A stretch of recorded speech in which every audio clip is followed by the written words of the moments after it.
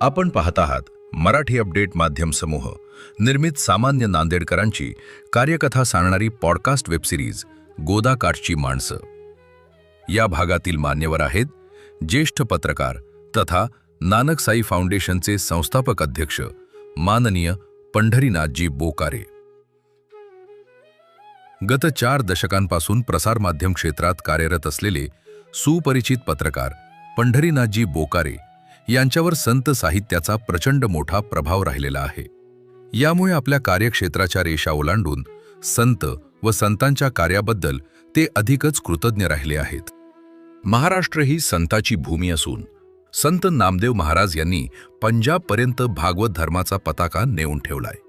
महाराष्ट्राला परिचित असलेले संत नामदेव महाराज हे पंजाबमध्ये बाबा नामदेव म्हणून परिचित आहेत। शीख धर्माच्या गुरु ग्रंथ साहिबमध्ये संत नामदेवांच्या 62 पदांचा समावेश आहे। पंजाबमधील गुरदासपूर जिल्ह्यातील घुमान हे संत नामदेव महाराजांची महत्त्वाची कर्मभूमी व समाधीस्थळ राहिलेले आहे। संत नामदेव महाराज म्हणजे महाराष्ट्र व पंजाब या 2 राज्यातील आध्यात्मिक संवाद आहेत।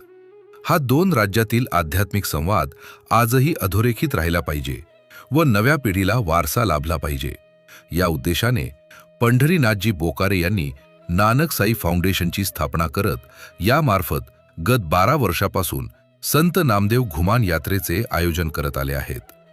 आज या घुमान यात्रेचे महाराष्ट्रभर नावलौकिक झाले आहे। यामागे पंढरीनाथजी बोकारे यांचा यात्रेतील सातत्यपणा व नियोजनबद्धपणा कारणीभूत आहे। 10 ते 15 दिवसाची ही यात्रेकरूंना कौटुंबिक यात्रा वाटायला लागते। ही यात्रेतील विशेष बाब आहे। एमकॉम पर्यंत शिक्षण झालेले असताना पत्रकारिता क्षेत्रात त्यांचा अधिक वावर राहिलेला आहे। यापूर्वी नांदेड जिल्हा मध्यवर्ती सहकारी बँक येथे जनसंपर्क अधिकारी, दक्षिण मध्य रेल्वे विभागावरील अशासकीय सदस्य, नांदेड महानगर मराठी पत्रकार संघाचे अध्यक्ष म्हणून त्यांना काम केले आहे। सध्या नानक साई फाउंडेशनचे संस्थापक, संत नामदेव घुमान यात्रेचे मुख्य संयोजक, संत नामदेव तुकाराम वारकरी परिषदेचे राष्ट्रीय अध्यक्ष, चरदिखला न्यूजपेपर व टीव्ही चॅनल विशेष प्रतिनिधी, दैनिक गोदातीर समाचार वरिष्ठ पत्रकार, पंजाब प्रेस काउन्सिलचे माध्यम समन्वयक, सरबतदा भला चॅरिटेबल ट्रस्ट नांदेड ब्रांच अध्यक्ष आदी इतर विविध पदावर कार्यरत आहेत।